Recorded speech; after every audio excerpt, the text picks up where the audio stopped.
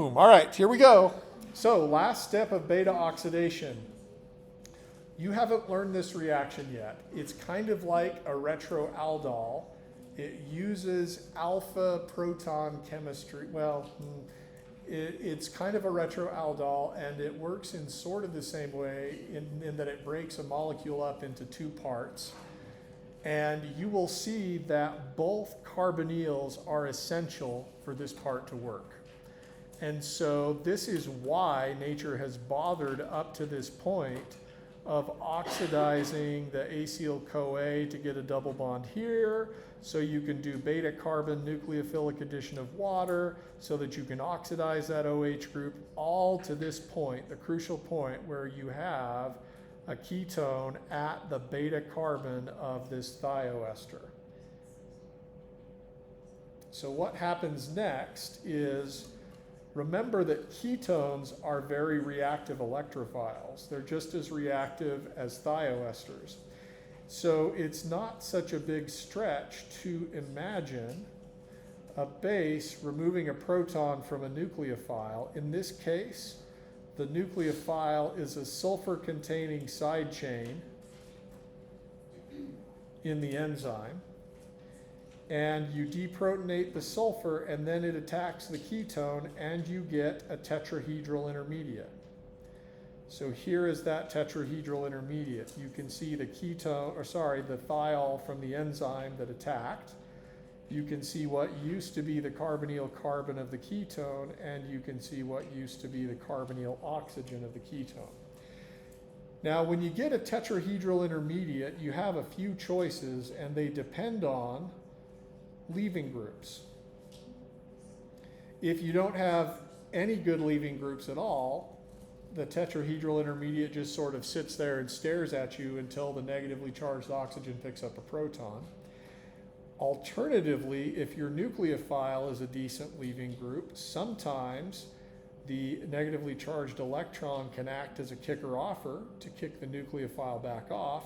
That's just the reverse step of this reaction, and that happens. But what if there's another leaving group? And if you look here, if you think about breaking this bond between the alpha carbon of the thioester and the beta carbon, if you think about what it would take to break that bond, if the electrons from the oxygen kicked down and that left, it would leave as a resonance stabilized enolate. We could draw the resulting enolate like this, or alternatively in this form where the negative charge is out on the oxygen. So this uses sort of the idea of an enolate as a leaving group. We saw that before in our decarboxylation chemistry that we looked at in the citric acid cycle. And as that enolate is leaving, it can pick up a proton from an acidic group in the enzyme side chain, and then what you have here is acetyl-CoA. And that can go straight to the citric acid cycle. In the meantime, your fatty acyl chain is now 2 carbons shorter. Instead of 14 carbons, you now have 12. And the other problem is that you're bound to the enzyme. So what we have to do next is basically just an addition and then an elimination reaction, which together we'll call nucleophilic acyl substitution or thioester exchange. This will involve a base removing a proton from coenzyme A, then coenzyme A attacking the carbonyl carbon to get a tetrahedral intermediate, then electrons kicking down from the carbonyl oxygen, the negatively charged oxygen. And if we kicked off coenzyme A, that would just be the backward step. But if instead we kick off the enzyme-linked thiol and it picks up a proton as it's leaving, you then generate this 12-carbon truncated fatty acyl-CoA, which is now a substrate for step 1 of beta oxidation. So it's just going to continue to go. Yeah, go ahead.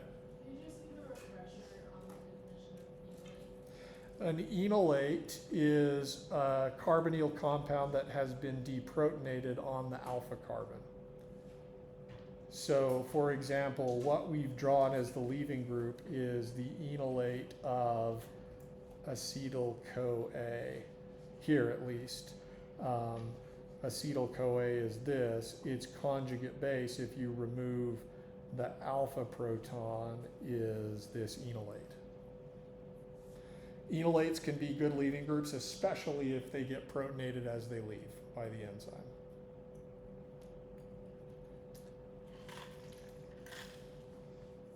Okay, other questions about this reaction?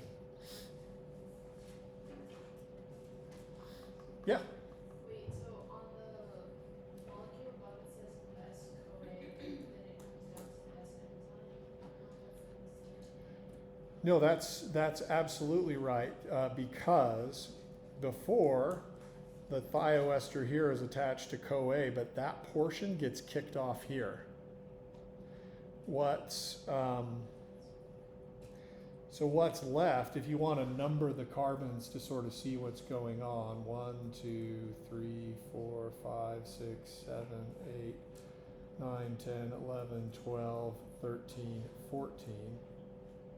What's left after that step when the acetyl-CoA gets kicked off is only carbons 3 through 14. So this is the former carbon 3 of our 14 carbon chain. Good. Other questions?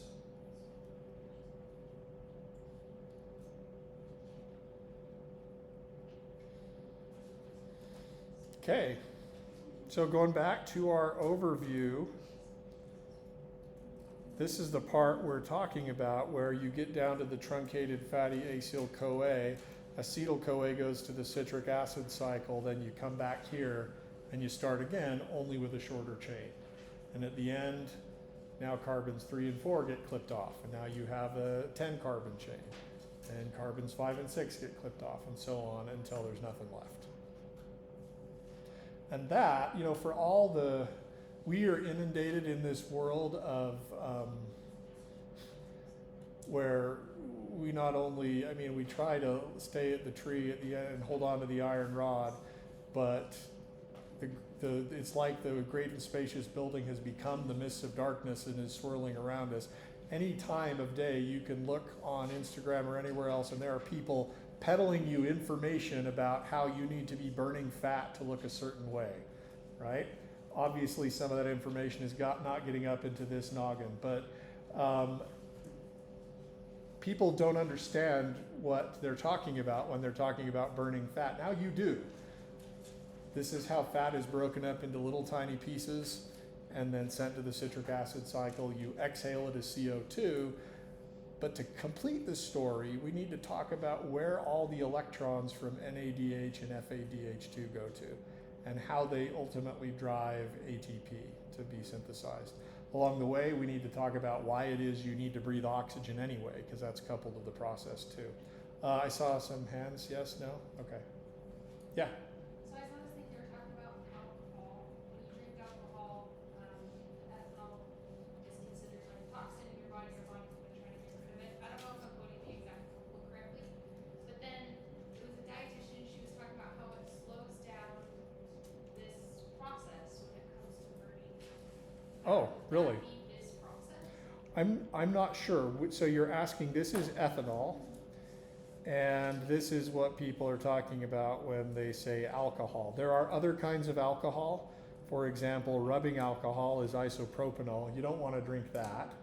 Methanol is also an alcohol. That's wood alcohol. You definitely don't want to drink that.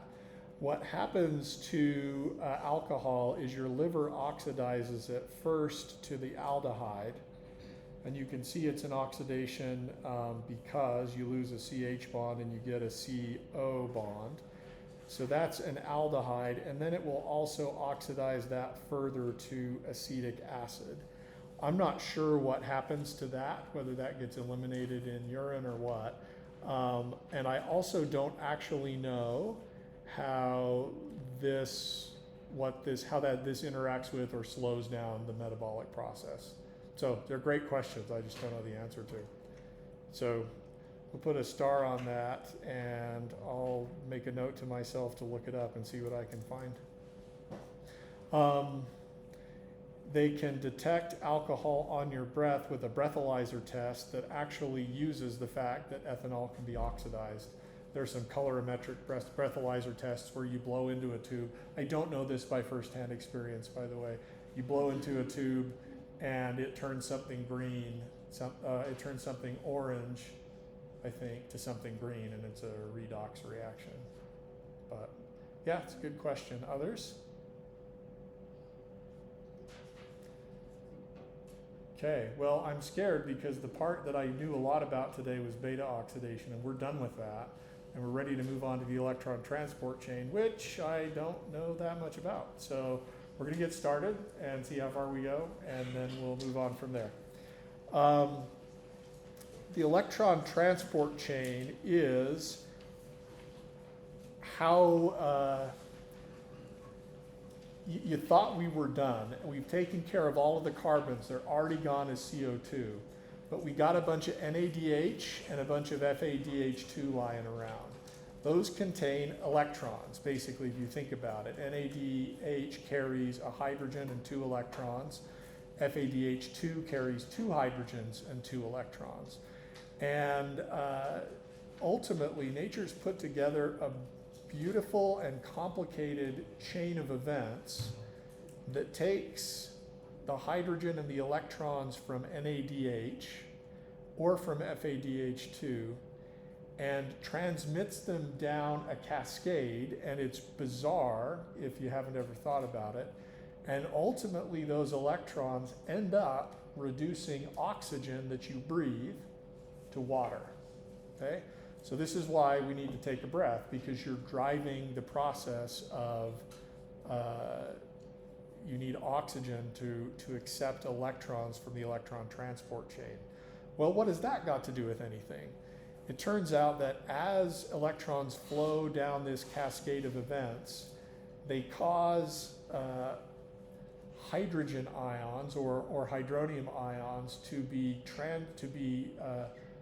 translocated or moved or pumped from the mitochondrial matrix, which is the inside of the mitochondria, to the intermembrane space. So the mitochondria, it's weird. It's membranes in membranes in membranes. Your cell has a lipid bilayer.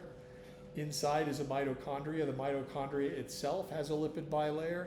And then inside the mitochondria is another area called the matrix, which is itself enclosed in a lipid bilayer. So we're multiple nested levels into the mitochondria. The electron transport chain pumps hydrogen ions or protons from the inside to the outside.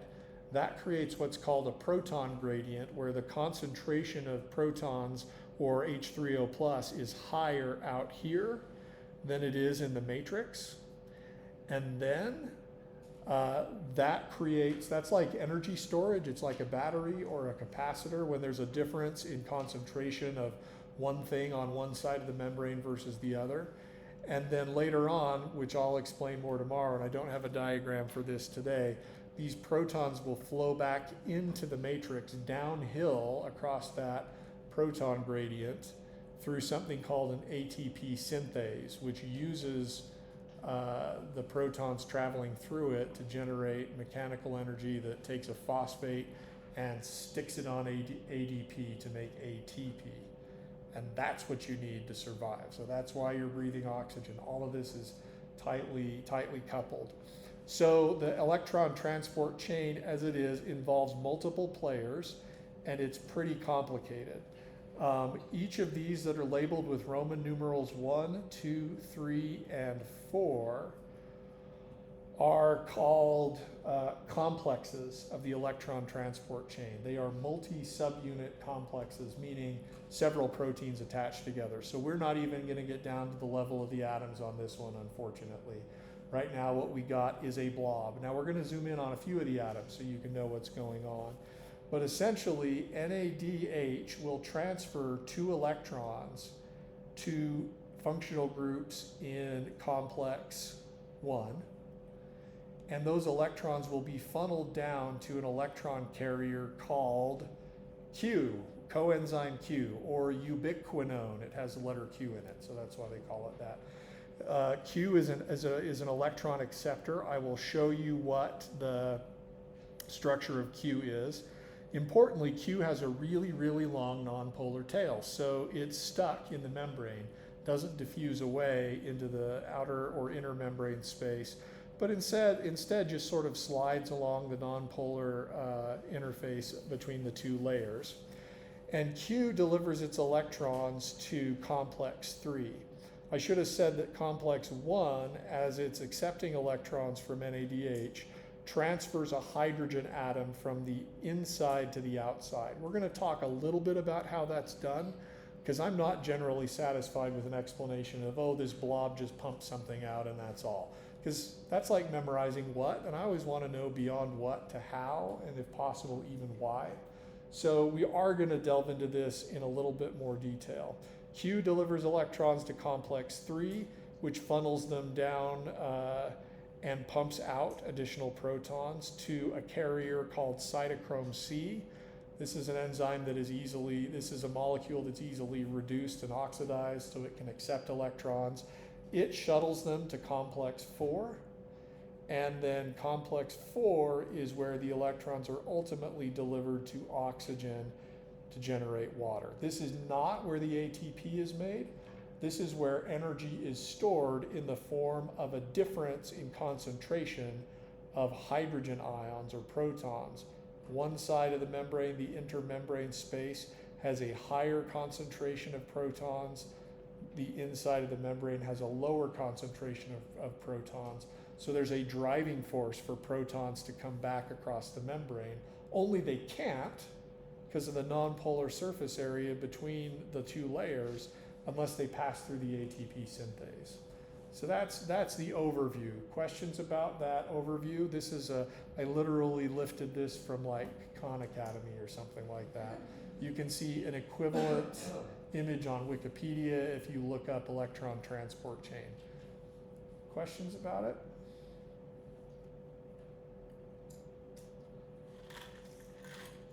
Is this just happening like all throughout our body? It's not just like central to the muscles or? Yeah, it's just happening. It's happening all throughout your body, anywhere you need ATP. And that's basically all living cells need it for processes. So all of your cells have mitochondria. Brain cells, liver cells, muscle cells, neurons, yeah, everything. And then ATP is used to power whatever. As far as I understand it, glucose is transported through the bloodstream to the various cells. Triglycerides can be as well, but ATP isn't. So each cell makes, I think, their own store of ATP. Okay, good. Other questions? Ooh, I didn't talk about complex 2. What the heck is complex 2? It turns out, you didn't know this, but complex 2 is an enzyme in the citric acid cycle. It's called succinate dehydrogenase. So where succinate gets oxidized to fumarate, that's this one here. The FADH2 that you make transfers its electrons in that process, transfers its electrons to Q, and then Q moves and transfers on to 3. And this is why FADH2 doesn't lead to as much ATP as NADH. You see, succinate dehydrogenase doesn't power the proton gradient. So electrons delivered from FADH2, they're missing this step. They go to Q and then straight to complex 3. FADH2 doesn't build up as much of the proton gradient, so it doesn't lead to as much of ATP per FADH2. All right, other questions? I mean, I'm sure what's really on your mind is how is this going to be tested on a test? And I've got nothing for you because I don't know yet. I'm gonna have to think about that, and by the time you have problem set 6 in your hands, we'll have an idea of how that's gonna be. I mean, I could do label the blobs. I'm okay with that. Are you're all good with label the blobs?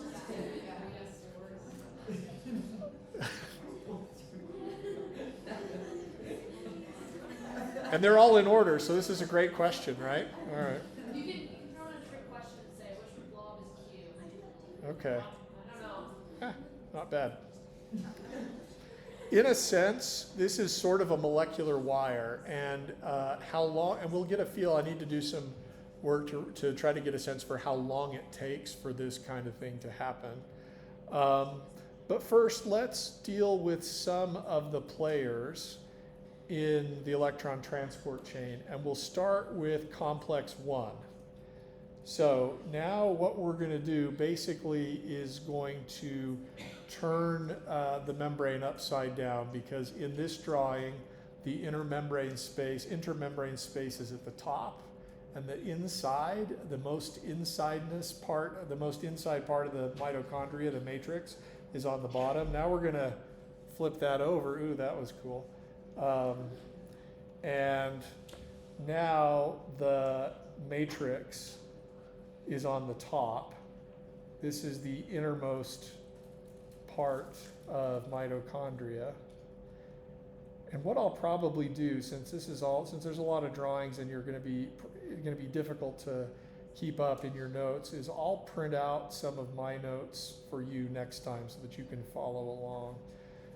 This is the innermost part of the mitochondria. This is the space between the inner membrane and outer membrane. And this is complex 1. And what you're seeing is a ribbon diagram of complex 1. You will later learn when we talk about proteins that these spirals here are called alpha helices. They're just amino acids that twist back in a chain around each other.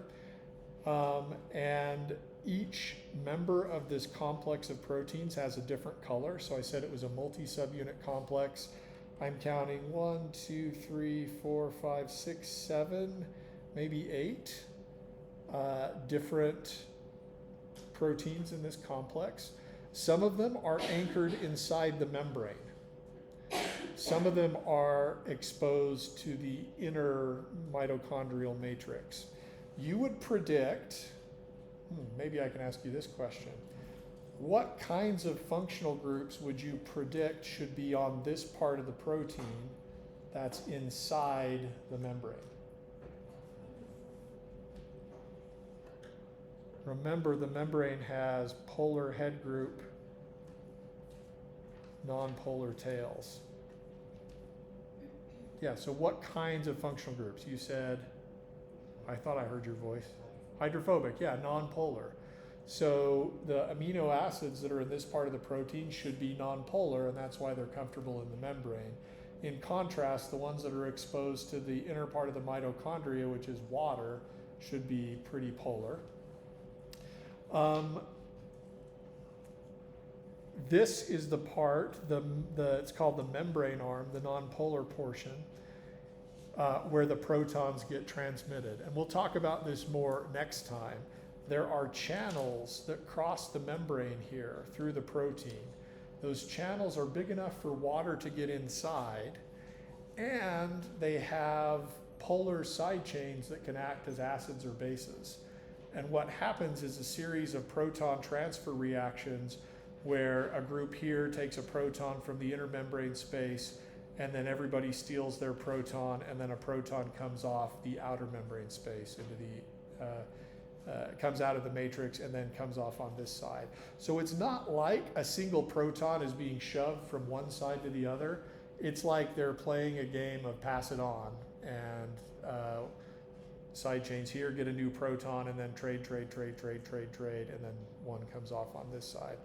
That process involves pKa changes among the side chains, and that's really caused by the changes in side chain pKa's here are caused by what's going on here in the peripheral arm. So here's the schematic, and then we're going to zoom in on what's going on. NADH gives 2 electrons and a hydrogen atom and becomes NAD+. And it gives it to something called FMN, which stands for flavin mononucleotide. And this is just exactly like FAD, but just a little smaller. I'll draw the structure of the important part of it for you in just a minute, and you'll see that it's exactly like FAD. And then FAD starts to give its electrons, the 2 electrons it got from NADH, one by one, to a series of these little orange and red boxes. We'll talk about what those are. Those are clusters of iron and sulfur atoms, and they're basically atoms that have empty places electrons can be. And so what happens is electrons hop from one to the other, and it's unclear how you're supposed to push arrows for that. And we'll talk a little bit more about how that process happens. And it takes about 100 microseconds for an electron to be transmitted here and then work its way through all of these other boxes, finally to a place where it can be delivered to coenzyme Q. All right, that's the overview. So what I'm going to do now is show you some structures of NADH and FMN, and then we'll start talking about those iron sulfur clusters. Aside from that, any questions you have at the outset? Any question you ask about it, I'm happy to entertain. I probably don't know the answer today. That's the level at which we're working. If you want to know more, you got to go talk to my biochemistry colleagues. Nevertheless, it's just been really kind of fun to learn about this. Cool to see how things work. So let's start with the transfer of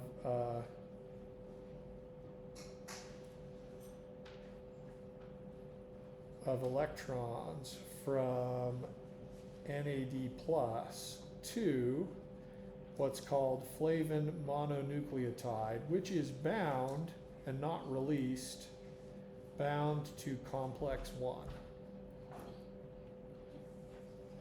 So you've seen NADH before. In fact, you've shown me how it's made in various steps of glycolysis and the citric acid cycle.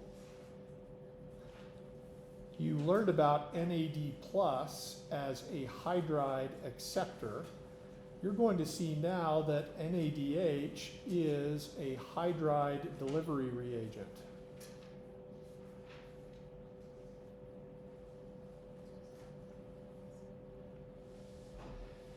And the hydride acceptor is going to be FMN, which stands for flavin mononucleotide. I won't draw the whole structure, I'll just draw part of it. It looks just like FAD, and the difference between the two is actually in the R group that you can't even see in my drawing, and we won't worry about it. So that's FMN.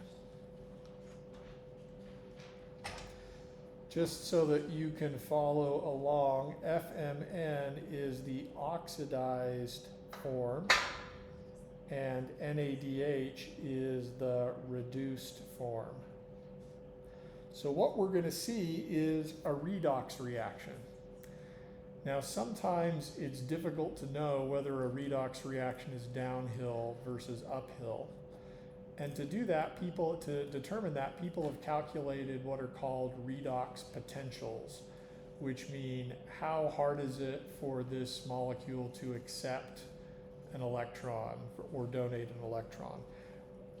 We could delve into that, but I think that's a step too deep for this class, and so we're just not going to. But along the way, you're going to be asking, why does that happen? And the answer is, it's probably downhill, and you could tell if it was just by looking at what are called the reduction potentials, which tells you how beneficial it is for an electron to be transferred. And speaking of deep, do you guys say to each other, bro, it's not that deep? Yeah? Okay. Because my teenager, 17-year-old, has been saying it to me for years, and I usually take it as an insult. Yeah? Ish? Yeah, so you probably shouldn't tell your dad chill, right? Yeah, okay. I mean, you can, but you're taking your life in your hands when you do that, right? Yeah, okay. Well, this actually is that deep, so, yep. All right, so what will happen is, this is how NADH acts as a reducing agent. Electrons kick down here to form a new pi bond. This one shifts here. If you wanted to go the other way around the ring, that's fine too. And then hydride, one of the two hydrogens, gets delivered to this nitrogen of FMN. You may need to put the lone pair on that nitrogen to realize that if we stopped there, we'd have too many bonds to nitrogen. So you have to take the pi bond between that nitrogen and the adjacent carbon and shift it here. Again, if you stop there, you'd have too many bonds to nitrogen or to carbon. So these electrons shift down and pick up a proton from some acidic group in the enzyme side chain.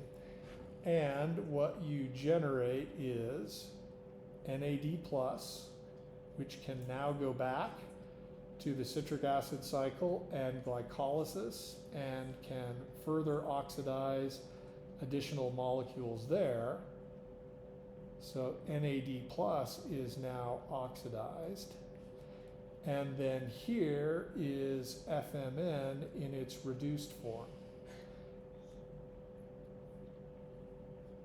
where that hydrogen that I just drew should be the hydride that was delivered from NADH. And then this hydrogen was picked up as a proton. And then there's a pi bond there.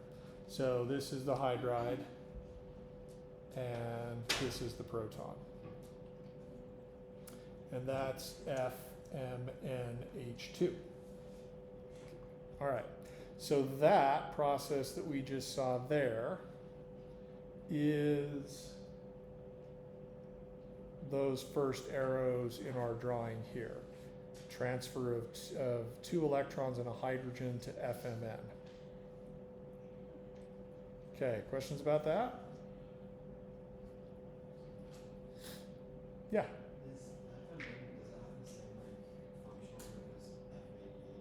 Yes. Yeah, the only difference is in FADH2, there's a carbon chain that's about 5 carbons long with OH groups. There's 2 phosphate groups, and then there's ribose and adenine. That's FAD. For FMN, there's the carbon chain with a bunch of alcohols, and there's 1 phosphate group. So that's where the mononucleotide comes from. I'd draw it for you, but then someone would ask, do we have to memorize that? And I would say no. And so then someone would ask, well, why did you draw it? So anyway, yes? So you put transfer of electrons from NAD+ to FMN. Did I make them have NAD? You were right. I am sorry about that. That should be NADH to FMN. Yep. So on this side of the equation, you have NADH and FMN. On this side, you have NAD+ and FMNH2. And I will point out that FMNH2 is now bound to the enzyme. Okay, couple of weird things you need to know about FMNH2. It's going to do chemistry that you didn't expect. So, NADH and NAD+ are 2 different redox states of the same molecule, right? I mean, if you want to draw what's called a redox half reaction for NADH, oh, sorry.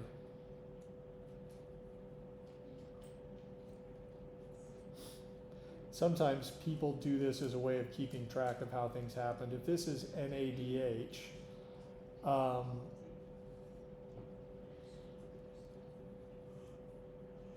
if it loses a hydrogen and 2 electrons, you get NAD+, right? This is more of bookkeeping what happens in a reaction normally as we've drawn it and as it really is.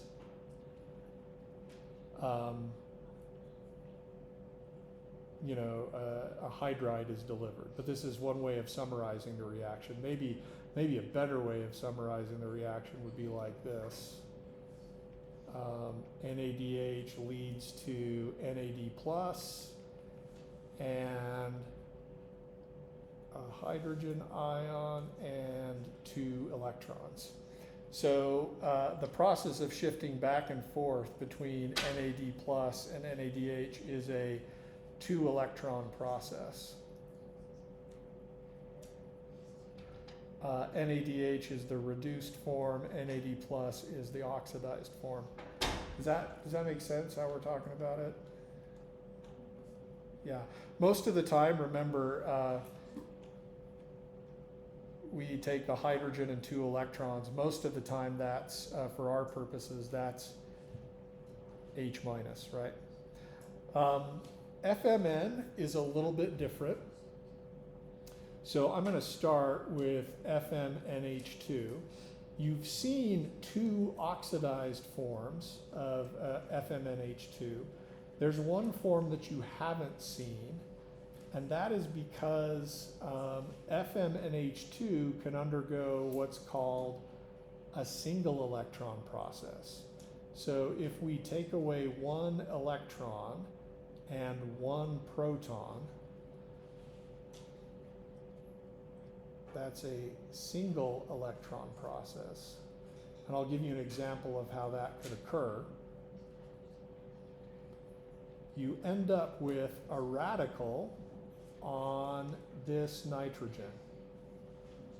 The nitrogen's neutral because it's bonded, it's surrounded by 5 electrons. And the molecule's neutral because we've lost 1 H plus and 1 electron. But overall, you can see that the molecule has an unpaired electron on that nitrogen. This is called FMNH, and it is a radical. It's not always clear which one of these happens first. Some people think that the FMNH2 will transfer its electron to a receiver first, and then it would lose a proton. That would be kind of hard to show.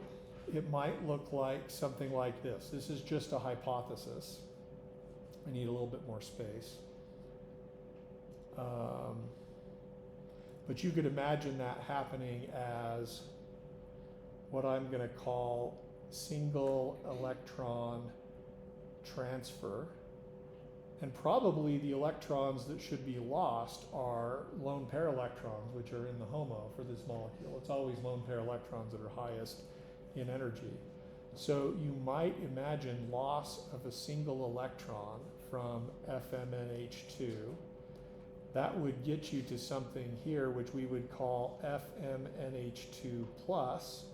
There would be 1 fewer electron on the nitrogen, and that nitrogen would have a positive formal charge. We would call that a radical cation because it's positively charged. And then perhaps at that stage, a base from the enzyme or something would remove a proton from FMNH2 plus and get us to that radical, where it's almost like having a minus and a plus on the same nitrogen. So that's kind of weird. We haven't ever seen that before. And especially this weird thing here called single electron transfer. What's that about? That's probably just related to FMNH2 being close enough to something that has a low energy empty spot for an electron to be, that the electron just hops over. If you're worried about how electrons can just hop over, remember electrons are waves, and waves can spread out through space. And so it might be a question of an electron spreading out enough that, oh, now it has access to over here, and then it jumps over there completely. It's okay if you don't understand physically what's going on. If you want to think of an individual electron hopping from one place to another, that's fine. The place that it's ultimately going to go is one of these iron sulfur clusters. So one of the electrons from FMNH2 is going to hop into this iron sulfur cluster that's called N3. And I will show you the structure of that a little bit later. What questions do you have at this point? That's kind of overwhelming.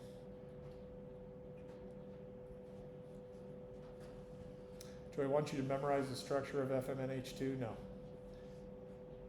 Generally, if you need it, I'll have a list of cofactors so you can see the structures. The one thing to remember here is that FMNH2 and FADH2 can do things that NADH cannot, and that is NADH always delivers 2 electrons. FADH2 and FMNH2 can do it one by one. All right, well, that's enough. I'm going to study up, and then we'll be back tomorrow, and I'll tell you the rest of the story.